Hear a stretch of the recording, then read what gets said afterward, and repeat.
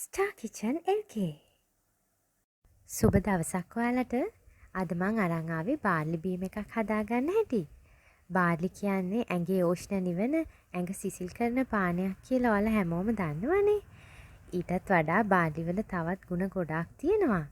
අපි වීඩියෝ එක අතරතුරදී ඒ ගැන කතා කරමු. එහෙනම් අපි බලමු බාර්ලි බීම එක හදාගන්න හැටි. මේ වීඩියෝ එක බලන අතරෙම මගේ YouTube channel එක subscribe කරලා මට සහයෝගයක් ලබා දෙන්න කියලා ආදරෙන් ඉල්ලා සිටිනවා.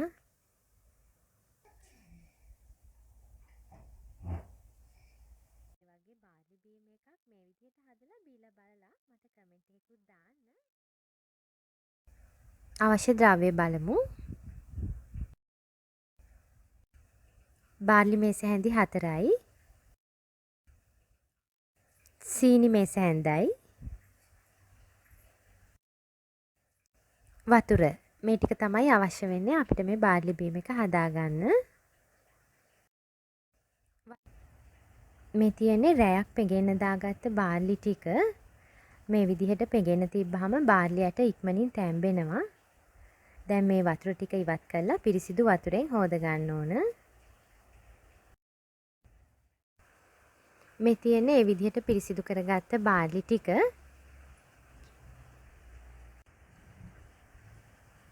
මේකට මම දැන් වතුර ටික දාගන්නවා. වතුර ටිකක් වැඩිපුර දාගන්න. බාර්ලි එක වැහෙන්න ප්‍රමාණයට වඩා ටිකක් වැඩියෙන් වතුර දාගන්න. බාර්ලි තඹපු වතුරත් හරි ගුණයිනේ. දැන් සාමාන්‍ය ගින්දරේ බාර්ලි ටික තැම්බෙන්න තියන්න. ගින්දර වැඩි කරගන්න එපා. එතකොට උතුරන්න බලනවා.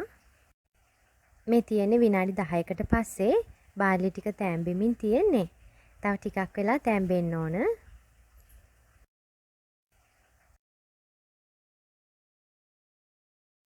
දැන් මේ සම්පූර්ණ කාලේ විනාඩි 15කට පස්සේ දැන් බාර්ලි ටිකත් කිරි පාටට ඇවිල්ලා තියෙන්නේ. බාර්ලි ඇට ටිකත් හොඳට තැම්බිලා තියෙන්නේ. මේ වෙලාවේදී ලිප් ඔෆ් කරගමු. මේ තියෙන්නේ තඹගත්ත බාර්ලි ටික. පේනව නේද? හොඳ උක්කු ගතියට කිරි පාටට තියෙනවා මේක.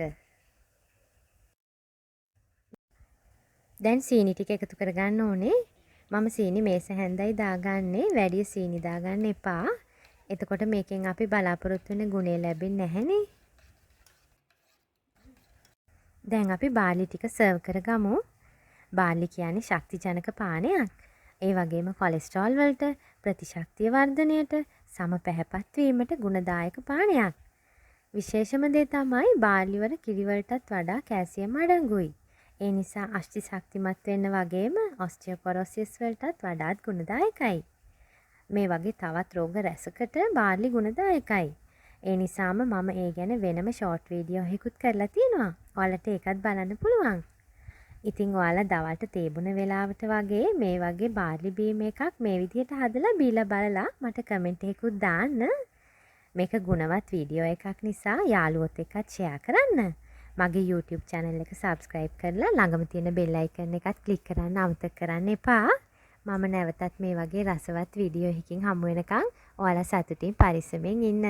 සුබ දවසක්.